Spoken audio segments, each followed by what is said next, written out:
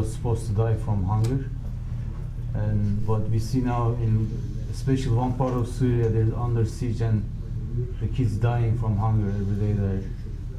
And also Bismillahirrahmanirrahim.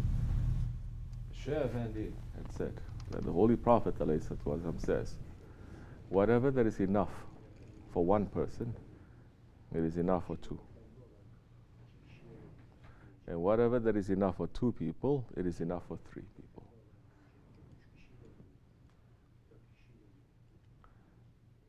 This world that we are living in does not belong to anyone. And it belongs to everyone.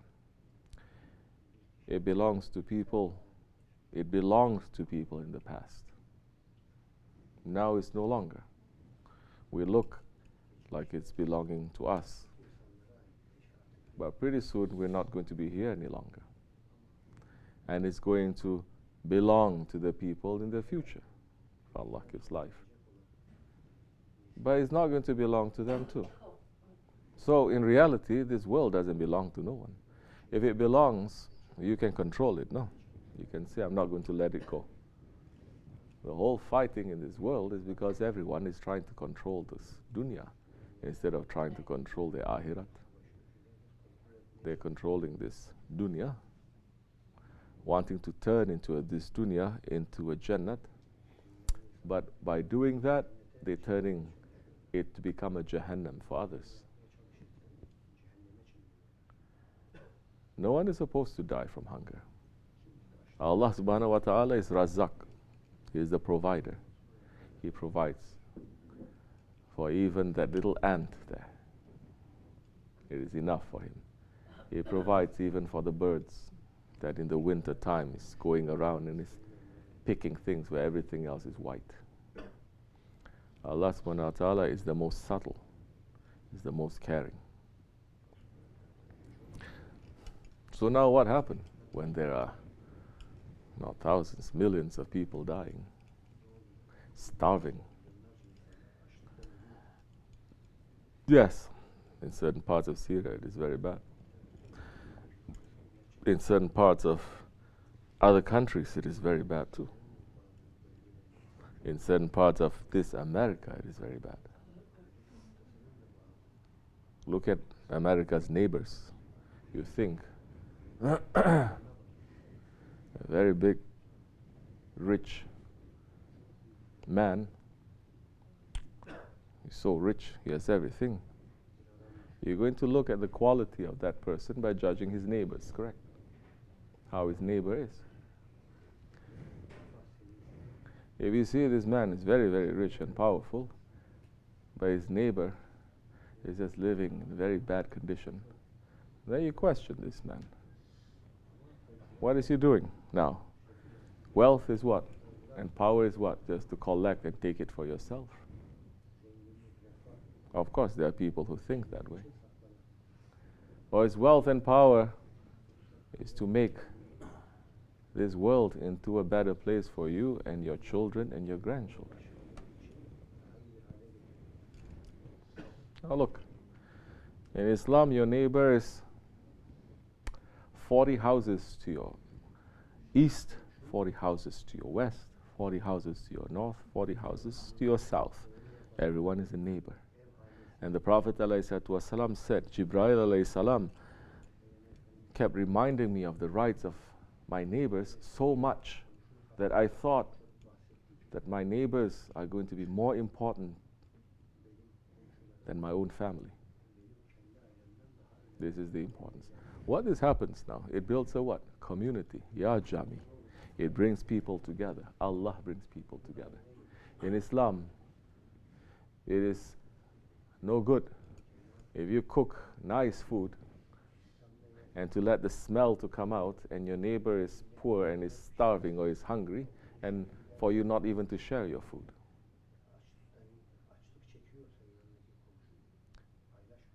Because Allah subhanahu wa ta'ala loves the poor. He loves the orphans. He loves those ones who are oppressed and He listens to them. And He loves those ones who loves the poor and the oppressed and the orphans. And the Prophet ﷺ, if the West, they don't like so many things about him, they say one thing. They say he came because he wants to change the social order of his day by making sure that all these poor people, all these people who are being put aside by society, they have no power, they're being oppressed, that the wealth that is coming to the Arabs at that time is shared amongst everyone. They get some social justice.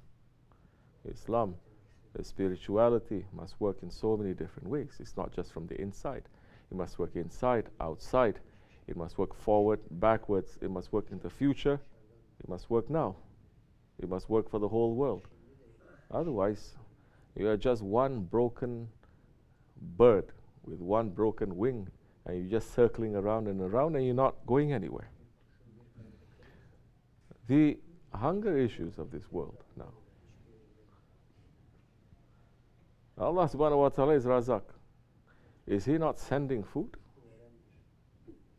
You think Allah subhanahu wa ta'ala, who said, don't worry about how many children you're going to have.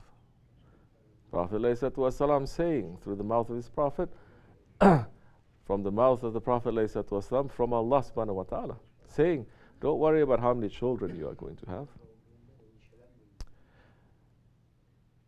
Don't worry if your children are going to make you poor, because every child comes with his own razak, risk.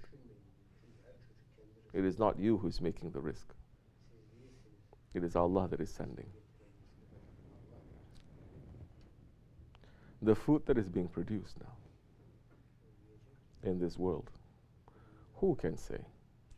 The food that is being produced now in this world, who can say that there is not enough food for everyone in this world? There's enough food not to feed 7 billion. There is enough food to feed 70 billion.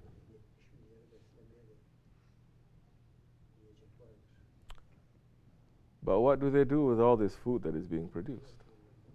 Because of capitalism, because of the market. In countries where their own people are dying from starvation and hunger in their own country, to maintain the prices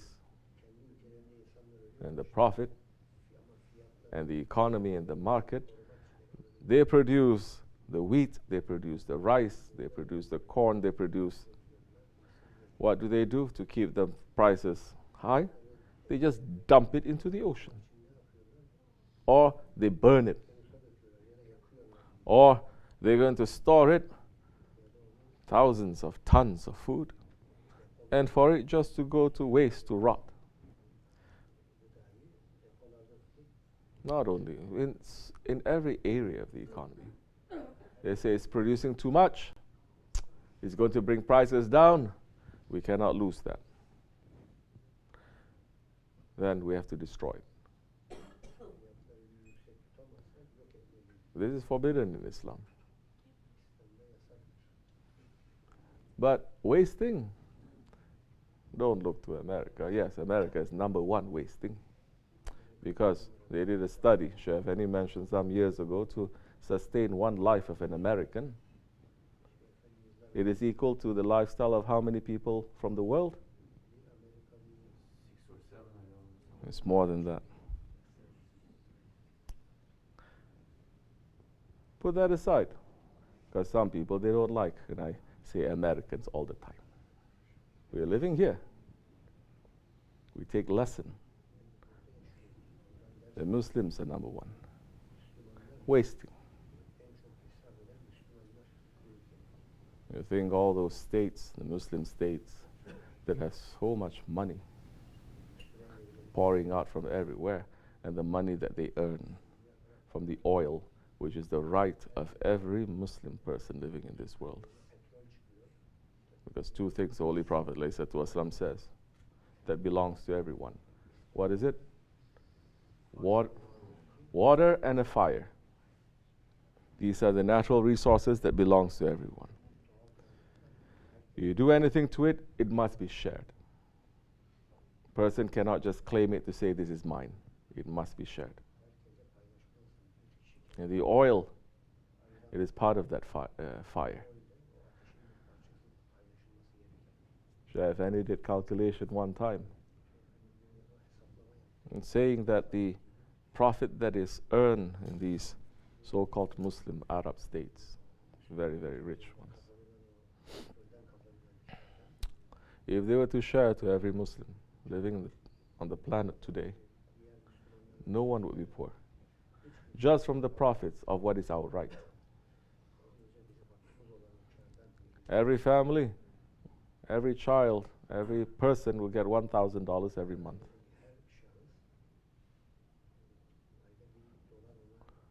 Starvation, we'll be living in luxury.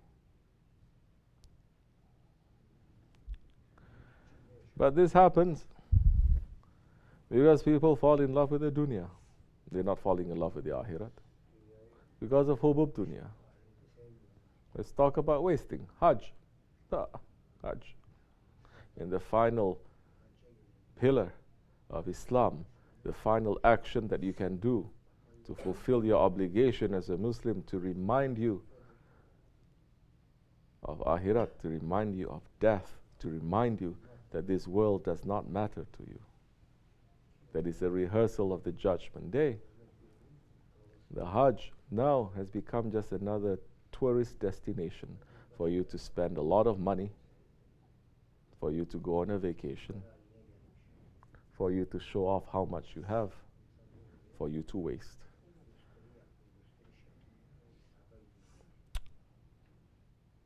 Millions of animals are sacrificed during the Hajj. Everybody ever asks those millions of animals that are sacrificed, where they go to? Are they all now sent to poor countries to be given to poor people? Why? Why spend money on trucks and electricity and power to have freezers and to transport all these? What are we going to get? So everything, what happens? Dump it into the ocean. Waste it.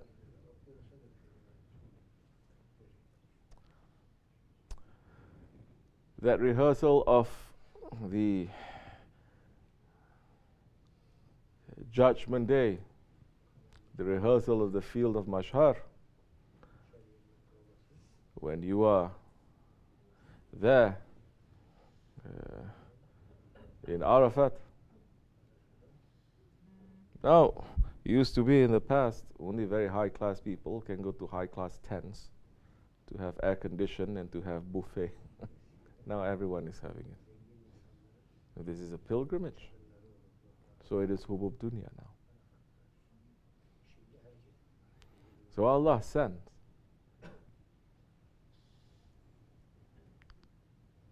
But evil ones, they take and they keep it to themselves.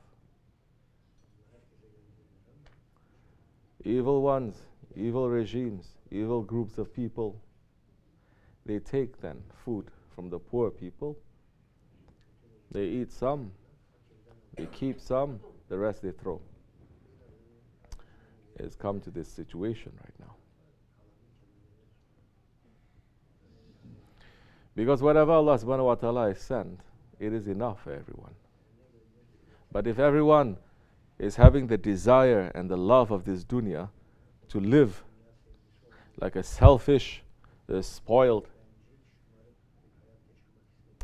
completely wasteful individual, which everyone wants because they're watching their television and they say, oh, people in America living like this, people in Europe living like this, we want to live like this. This is our dream. To live that kind of a lifestyle. That time, this world is not enough for 7 billion, of course. This world will not be enough for 7 million.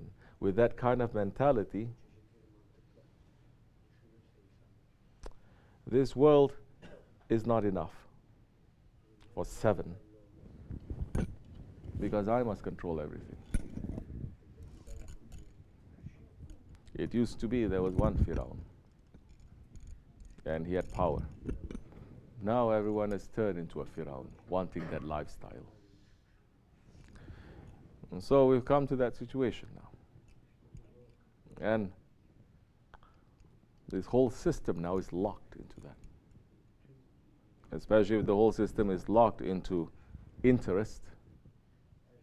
Capitalism is based on that, isn't it? The meltdown that happened not too long ago is because of that, isn't it?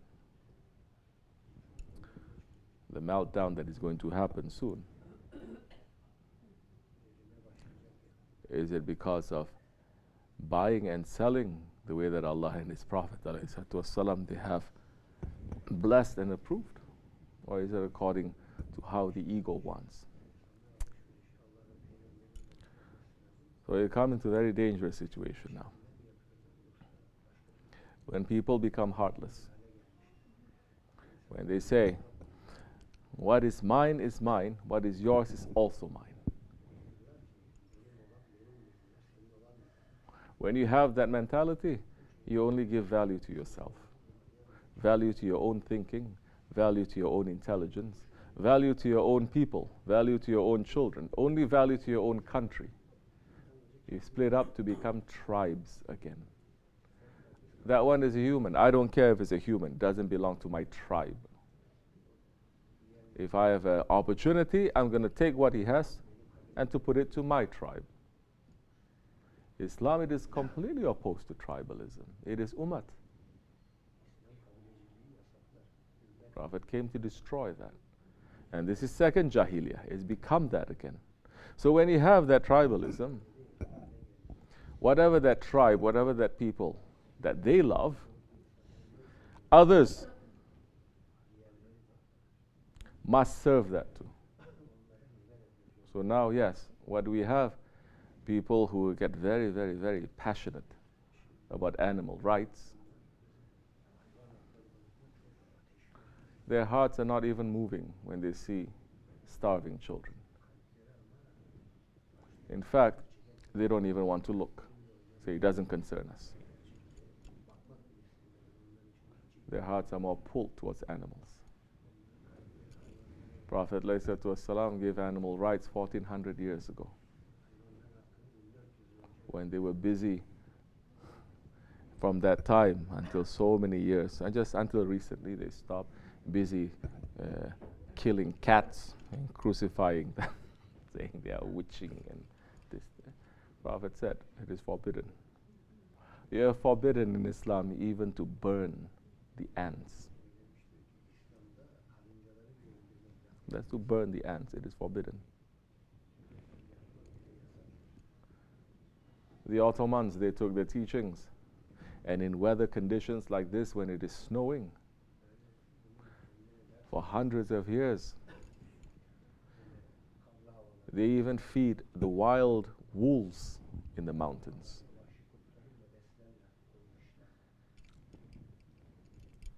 Talking about animal rights, that's why if you have been to certain Muslim countries, the animals there are also a different character.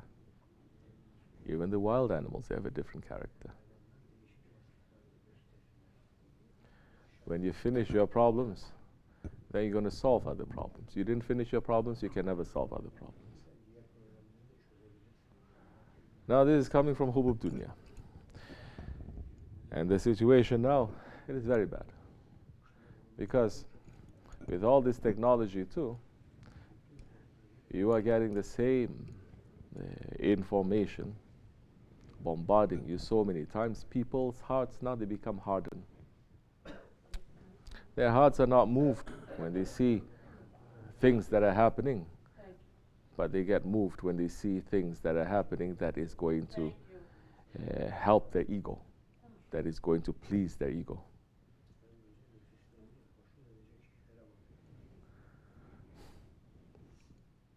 So many things happening. Then what happens?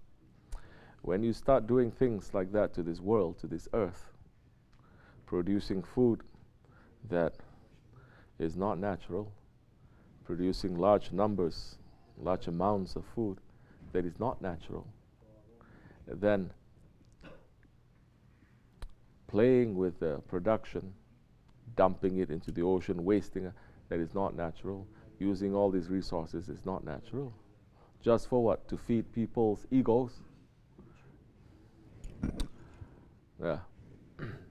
Forget about the empire striking back. This world is going to strike back, don't worry. Nature is going to strike back. You're going to see.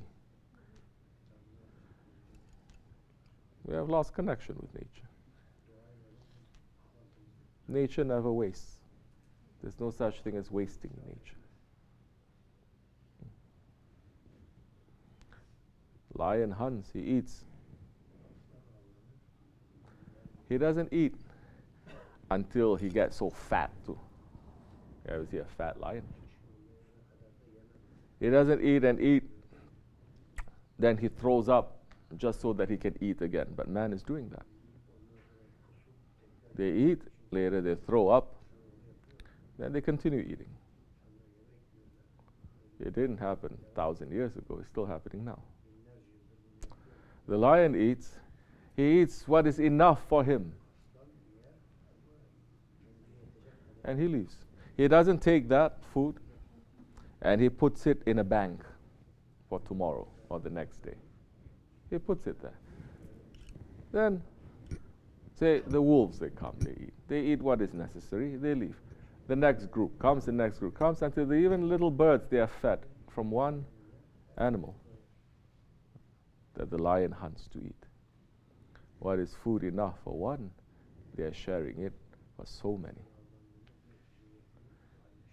People are not even taking any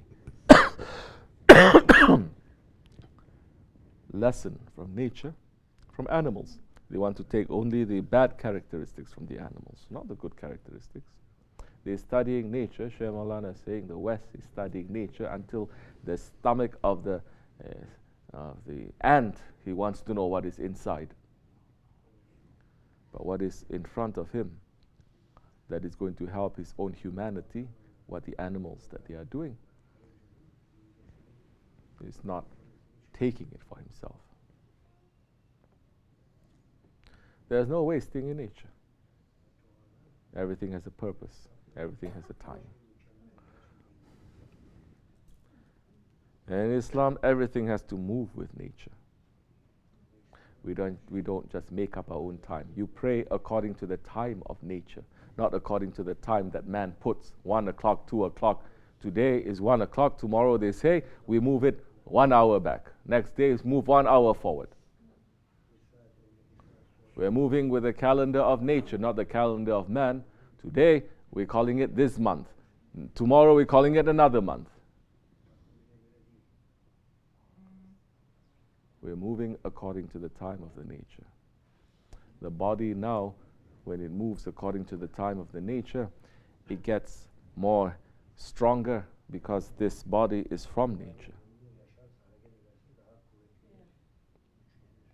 You're praying at different times of the day.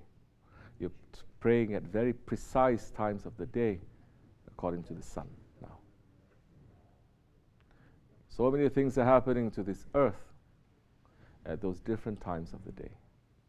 Now you are moving according to that rhythm.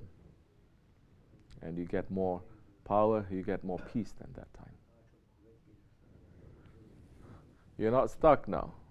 Like there's some Muslims, they say Ramadan should only be in December so that we can celebrate Christmas and other things the same way, the same time.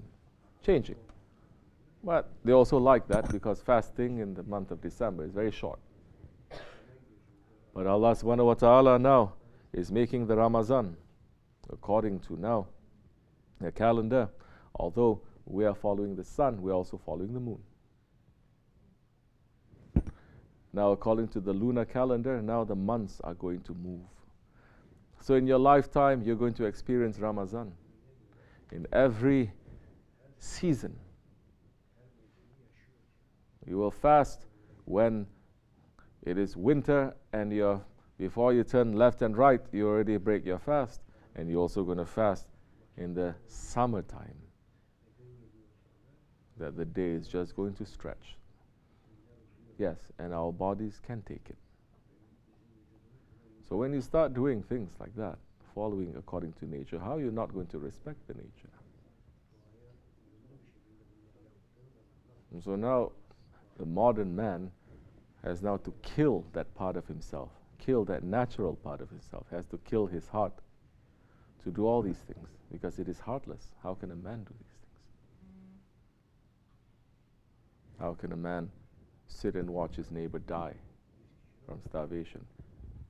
He's not a man anymore. His heart is gone. The throne of Allah is gone. He has established shaitan there now. So that's why they can care so much for animals. But they're not even caring for their own neighbors. May Allah put more heart and put more care in us. You have heart and you have care. We start giving salams to each other. You start knowing who is my neighbor. You start being in their lives. You start forming a jamaat, a community. Once you start removing yourself, after a while you're going to say everyone is idiot. I'm the only one who has intelligence. And after a while you're going to say everyone else is garbage. I'm the only one who is the number one. At that time you lose your humanity, because the only one who is number one is Allah, and Allah is Ra'uf and Rahim. May Allah forgive me and bless you for the sake of our Shaykh, inshallah. Al-Fatiha.